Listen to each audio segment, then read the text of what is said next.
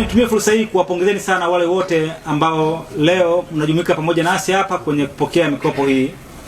Hakika tunatambua kama maombi haya yalikuwa mengi katika kupokea mikopo hii ya 10%, na kama ambao tunafahamu kwamba pamoja na pesa hii tunayoitoa ni nyingi, lakini maombi ni mengi zaidi na mahitaji makubwa zaidi. Lakini kwa sasa ninyi ndio ambao Mwenyezi Mungu pia imempendeza kwamba mpate kwa wakati huu, na wengine kama ambavyo wengine walipata kwenye wakati mwingine huko nyuma kabla ya nyie, na wengine pia watapata kwenye wakati mwingine huko mbeleni. Kwa hiyo nitumie fursa hii kuwapongezeni sana sana ninyi wote ambao leo hii tunakwenda kuwakabidhi mikopo hii.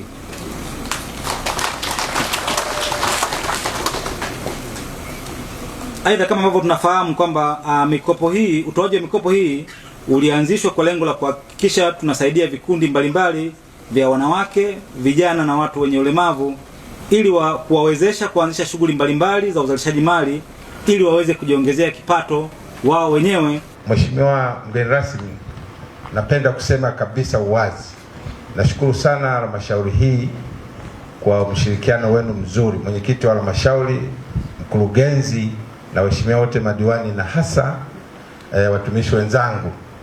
Mnashirikiana vizuri na kazi zile ambazo zimepangiwa kuzifanya za kimaelekezo na wakubwa zetu zinatekelezwa kama zilivyokusudiwa. Moja hizo kazi ni pamoja na hii ya 10%. Nitoe shukrani kwanza ofisi ya mkoa kwa namna ambavyo naendelea kutusapoti ili kutekeleza majukumu yetu. Sasa tunayatimiza yale ambayo yanatupaswa kutimiza, likiwemo na hili ambalo sasa tunaenda kuwakabidhi wananchi wetu sehemu ya 10% yetu ya mapato yetu ya ndani.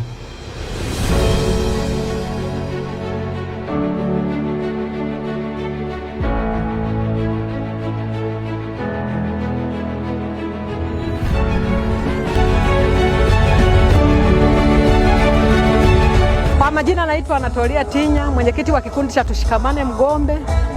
Kwa mkopo huu tunaoupata ninazonufaika mimi na familia yangu.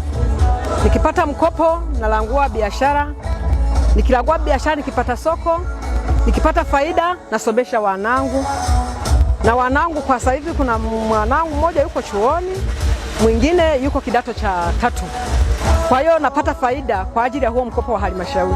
Mara ya mwisho kabisa kikundi changu tumekopa milioni 40 na tumesharejesha. Namshukuru sana Mama Samia, aendelee kutupa mikopo sisi wakina mama. Kiukweli mikopo ya 10% imetunufaisha kwa kiwango kikubwa sana. Nikisema kama sisi vijana tumewahi kuchukua mkopo wa milioni 45 mwaka uliopita, tukanunua pikipiki 15 na tumefanya kazi vizuri.